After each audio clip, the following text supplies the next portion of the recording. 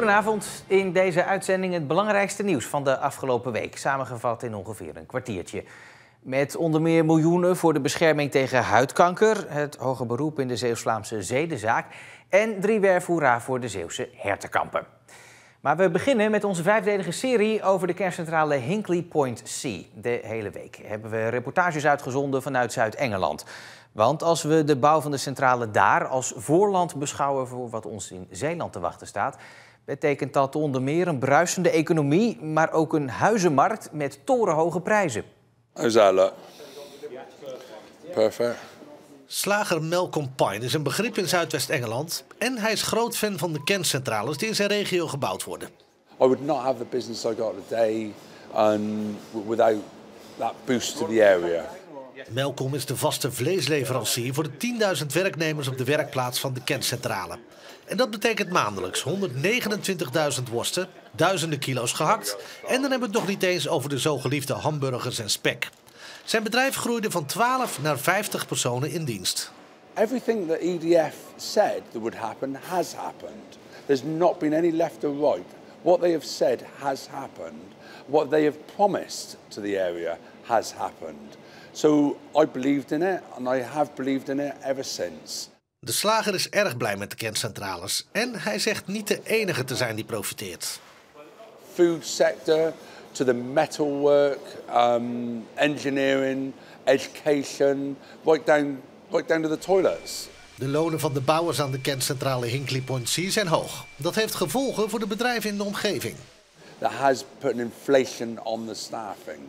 So in order to keep staff, maintain staff, you have to keep in line with what they are paying out there, or look after everybody, for a better word. That's the only negative I can find. Die duizenden werknemers moeten ook ergens wonen. Een deel woont op speciaal gebouwde campussen. De rest woont in de dorpen en steden in de omgeving. Mede daarom blijken huizenprijzen een gevoelig onderwerp te zijn. Wij namen contact op met 13 makelaars om over huizenprijzen te praten. Maar geen enkele wilde een interview geven. De bouw van de kerncentrale van Hinkley Point C begon in de zomer van 2016. De huizenprijzen in Engeland zijn sindsdien flink gestegen. Maar in dit gebied van het land stegen de huizenprijzen zelfs 12% harder dan in de rest van het land. I mean, house prices have gone rocketed, which is okay if you've got a house, but it isn't okay if you want to get into the market. EDF Energy, they've bought a lot of the houses around, even in my street they've bought them and turned them into houses of multiple occupancies to accommodate the workers. And that means that if I wanted to put in a bid, EDF, they just go in and go, no, we're going to pay 20 grand more because they want the house for their workers. I'm struggling to buy a house of my own at the moment as well because of the prices going up a lot. It's just constantly going up. The market is always very fluctuative, but at the moment it's going up quite a lot. Yeah, my son's bought a house and we managed to get him into it. And within a few months, he couldn't afford that house anymore. I mean, he got into it, but then the house prices shot up again. So we were lucky, whereas my daughter, I just don't know. De tijd zal leren wat de gevolgen zullen zijn voor Zeeland in de omgeving van de kerncentrale. De hele reeks reportages uit Zuid-Engeland is ook samengevat als documentaire binnenkort te zien tijdens de Zeeuwse Documentaireweek. Het Openbaar Ministerie eist in hoger beroep een gevangenisstraf van 15 jaar voor de vrouwelijke verdachte in de Zeeuws-Vlaamse zedenzaak. De vrouw wordt verdacht van het actief meewerken aan het jarenlang seksueel misbruik van haar 2 dochters en een vriendinnetje door haar partner. De eis van 15 jaar is 5 jaar meer dan de straf die ze kreeg bij de rechtbank in Middelburg. Verslaggever Mercy Kamermans legt uit waarom. Dat heeft alles te maken met de gruwelijkheid van deze zaak. Het OM noemt het een zedenzaak van de buitencategorie. Gedurende 11 jaar zijn de 2 zusjes langdurig dus misbruikt en ook heel vaak door de partner van hun moeder. En die zagen ze ook echt zelf als vader. Het was hun stiefvader. En in plaats van haar kinderen te beschermen, werkte zij actief mee aan dat misbruik.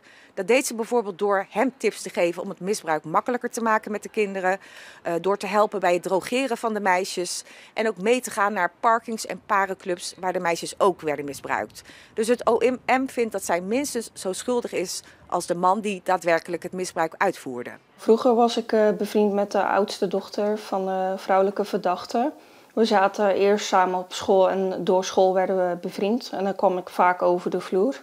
En dan later gingen we een weekendje rond de kerst naar Centerparks met met de oudste dochter en dan de 2 verdachtes. En daar is eigenlijk alles ook plaatsgevonden. Je kwam thuis en toen heb je iets aan je ouders verteld? Nee, ik heb zelf niks verteld, maar mijn ouders zagen dat er dingen in mijn gedrag veranderen waardoor ze vraagtekens kregen. Ik zonder me af, ik wilde niet uit de auto komen, ik vermeed sociale contacten en ik was heel terughoudend van mannen in het openbaar. En toen is het er langzamerhand een beetje uitgekomen? Ja. Ben je toen ook naar de politie gegaan? Ik ben toen inderdaad naar de ziekenhuisonderzoeken op advies van hun naar de politie gegaan om een melding te maken. Maar die melding, zo'n 10 jaar geleden, leidt niet tot verder onderzoek. Pas in 2019, als Ramona officieel aangifte doet, komt de zaak aan het rollen. Verdachte Tanja en Pascal worden opgepakt en in 2021 veroordeeld.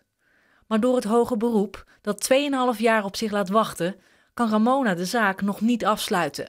Ik vind het aan de ene kant wel schandalig dat slachtoffers zo lang moeten wachten op iets wat die daders hebben aangericht. Dat het zo lang moet duren. Dat je nog steeds met die schade zo lang moet blijven lopen. Kun je beschrijven wat alles wat er is gebeurd met jou heeft gedaan?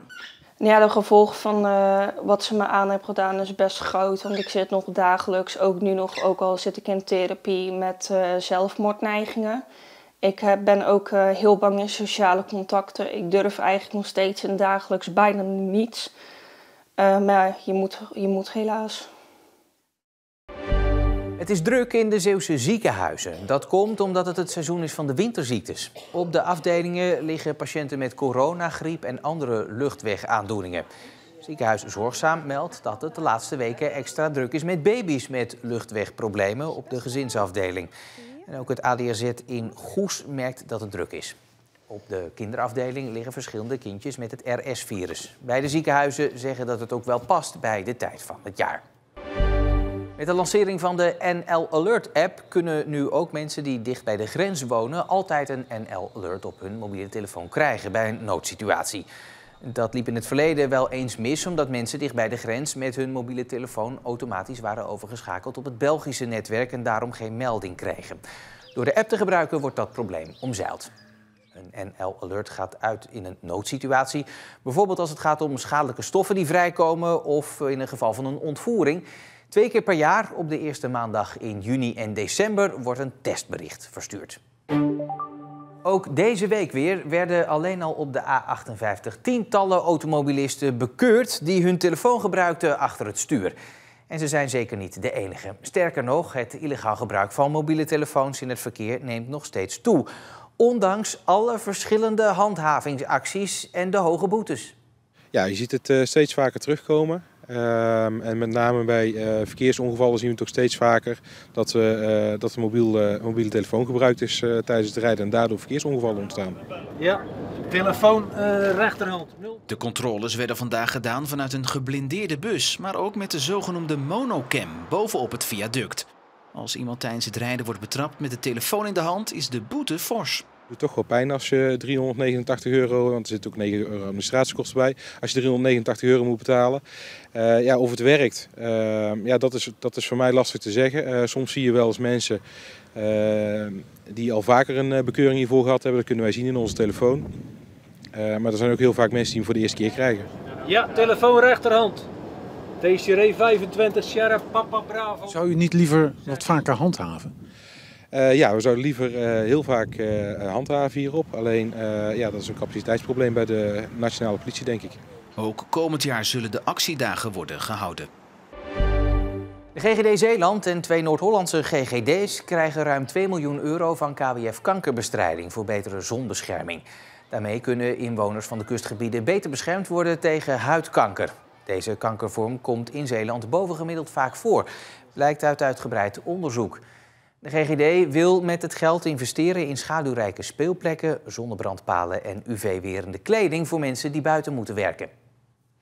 En hoe ingrijpend huidkanker kan zijn, dat weet Niels Messu. Hij werkt nu bij een kaasboerderij, maar hij was ooit topschaatser.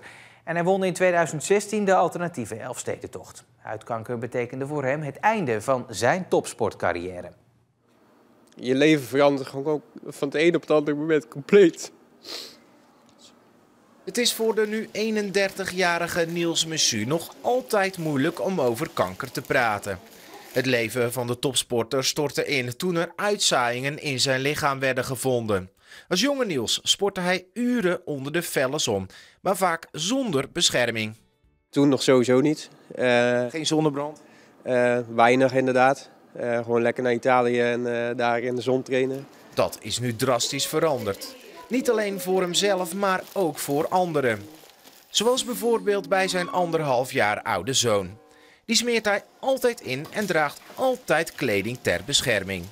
Niels weet nu hoe belangrijk maatregelen kunnen zijn tegen de felle zon. Laat jezelf niet onnodig verbranden. Je weet niet wat er met je leven gebeurt als je het hebt. Dat kan je niet uitleggen. Je kan het aan mij zien als ik hier af en toe instort. Dat had ik nooit. Maar ja, doe het gewoon. Oplopende kosten en kinderen die echt hulp nodig hebben en dat dan vervolgens niet krijgen of veel te laat.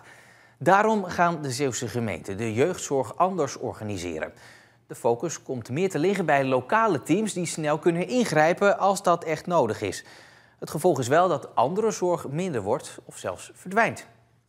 In Sluiskil is al een voorbeeld te zien van hoe die lokale jeugdhulp eruit komt te zien. Het Meulengat in Sluiskil. Hier komen elke dinsdag jongeren samen om te chillen en spelen. Hoe is het, Ruben? Goed. Goed? Ja. Wat ben je aan het doen? Fortnite? Ja. Hey, ik zag je vrijdag nog bij de voorleeswedstrijd. Ja. Het ging goed, hè? Ja. Wat moest je allemaal doen? Jongerenwerker Peter van Antwerpen doet hier wat de Zeeuwse gemeentes voor ogen hebben. De komende 5 jaar moet de Zeeuwse jeugdzorg lokaal en laagdrempelig worden, dicht bij de jongeren zelf. Je bouwt echt een relatie. En ja, door het op deze manier te doen, voelen ze zich snel thuis. Hebben ze vragen, kunnen we ze ook makkelijker helpen, omdat je al op de relatie zit. En dan echt het vertrouwenspersoon, wat wij proberen te zijn voor de jeugd. Hoe vind je het hier? Leuk. Vertel eens, wat vind je zo leuk? Alle spelletjes en leuke dingen die je kan doen. Gezellig, heel leuk. En ja, er komen hier heel veel vrienden, dus dat is heel leuk. Het is een van de hoofdpijndossiers van de Zeeuwse gemeentes, de jeugdzorg. Sinds 2015 zijn zij er verantwoordelijk voor. En sindsdien is de vraag enorm gestegen, de kosten enorm toegenomen en de wachtlijsten die zijn geëxplodeerd. De gemeentes hebben daarom besloten het niet langer alleen te doen, maar het regionaal aan te gaan pakken. Nu is er te weinig en vaak ook te laat hulp voor de jongeren die het echt nodig hebben. In een nieuw plan, de regiovisie jeugdhulp, hebben alle gemeentes daarom dit afgesproken. Er komen sterke lokale teams. De jeugdzorg is licht en kort waar het kan, lang en intensief waar dat nodig is. De jeugdzorg is zo dicht mogelijk bij huis, ook de hoge, complexe zorg. En er moet meer samenwerking komen tussen onderwijs en jeugdhulp. De gemeentes gaan de jeugdzorg dus anders organiseren. Maar ook wij, Zeeuwen zelf, moeten aan de bak. Want zeggen de gemeentes, niet alles is meer oplosbaar. Dat problemen en teleurstellingen nou eenmaal horen bij het leven. En dat er niet altijd een therapie of een coach voor beschikbaar is. Hier in Sluiskil geven de jongerenwerkers het voorbeeld. Als ze echt nodig zijn, weten de jongeren hen te vinden. Het is feest bij het hertenkamp in Groede, want de hertenkampen in Nederland mogen toch blijven. Super, yes! Het is gelukt. We zijn zo blij. Echt. Een heel mooi kerstcadeau. Het kabinet wilde van de kampen af. Door een fokverbod zouden ze langzaam verdwijnen, was het plan. Maar dat besluit is nu teruggedraaid. En ook al lopen er meer dieren rond op het hertenkamp in Groede, het nieuws is met veel blijdschap ontvangen. Want de dieren horen bij het dorp. Dat gaat al zo lang terug. Ze zijn hier altijd geweest. De eerste hertjes zijn door koningin Wilhelmina geschonken. Dus heel belangrijk. Om het goede nieuws te vieren komt er taart en krijgen de dieren op het park wat extra eten. De archieven van scheepswerf De Schelde, die in het Zeeuws Archief liggen, staan vanaf deze week op de Nederlandse UNESCO-lijst. Een prestigieuze lijst die aandacht vraagt voor het Nederlands erfgoed. De archieven van de scheepswerf beslaan 250 meter en die zijn eigenlijk nog helemaal compleet. En dat is zo uniek in Nederland. Die 250 meter bestaat onder meer uit de eerste bestektekeningen, alle foto's van de tewaterlatingen, oude kranten. Dat het archief nu op de UNESCO-lijst staat, noemt Kool heel belangrijk. Dat ook heel Nederland dat weet en dat dit archief beschermd wordt en dat het veel meer wereldkundig wordt. Dat is al het geval bij het archief van de Deltawerken. Dat werd vorig jaar op de lijst gezet van UNESCO. De verdachte van het doden van Mechteld Renema uit Middelburg kan pas eind januari terecht in het Pieterbaancentrum. Daar moet hij onderzocht worden door gedragsdeskundigen voordat zijn zaak verder gaat bij de rechtbank. De 53-jarige vrouw kwam in april van dit jaar niet op haar werk bij Scalda en werd doodgevonden in haar woning in de Granaat. Ze was overleden door geweld en had steekwonden. Na 5 dagen werd de verdachte opgepakt, een inmiddels 37-jarige man uit Oost-Soeburg. De twee zouden een onstuimige relatie hebben gehad. Mechteld zou eerder door hem mishandeld zijn. Naar verwachting is de volgende rechtszaak op 7 maart. Een flink aantal raadsleden in de gemeente Sluis zal vrijdagochtend niet lekker wakker zijn geworden na een tumultueuze raadsvergadering de avond ervoor. Toch was het plotselinge vertrek van de Partij van de Arbeid uit de coalitie misschien wel minder plotseling dan het leek. Dat de samenwerking in de coalitie niet lekker en soms zelfs stroef verloopt in Sluis is al langer bekend en kwam in oktober voor het eerst in al zijn hevigheid aan het licht. Een meerderheid van de gemeenteraad, waaronder ook coalitiepartijen, steunde een motie van wantrouwen tegen VVD-wethouder Marlou van Beek. Samenwerken met haar zou onmogelijk zijn en afspraken werden niet nagekomen, was het verwijt. Daarop trok de VVD de stekker uit de samenwerking en was er een minderheidscoalitie over, bestaande uit Sluis Lokaal en PvdA. En die laatste is er nu ook uitgestapt. Het opstappen van de PvdA volgde op een discussie in de Raad, waarbij een meerderheid terug wilde komen op eerder gemaakte afspraken over het tweede woningbezit en toeristische verhuur ervan. Voor de PvdA het zoveelste bewijs dat partijen niet staan voor eerder gemaakte afspraken. Wij hebben de laatste 2 jaar hebben wij altijd voor elkaar gestemd, nooit anders gestemd. Wij maken goede afspraken bij ons in de partij. Er is duidelijkheid vooraf welke kant en richting we op willen. En ik hoop dat meer partijen dat ook eens gaan doen. Dus het probleem ligt bij de andere partijen?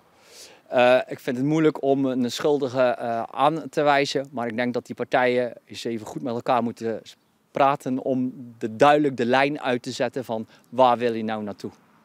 Komende dinsdag spreekt de burgemeester van Sluis met alle partijen over de ontstaande situatie en hoe het nu verder moet met de coalitie, die op dit moment dus alleen nog maar bestaat uit 1 partij, Sluis Lokaal.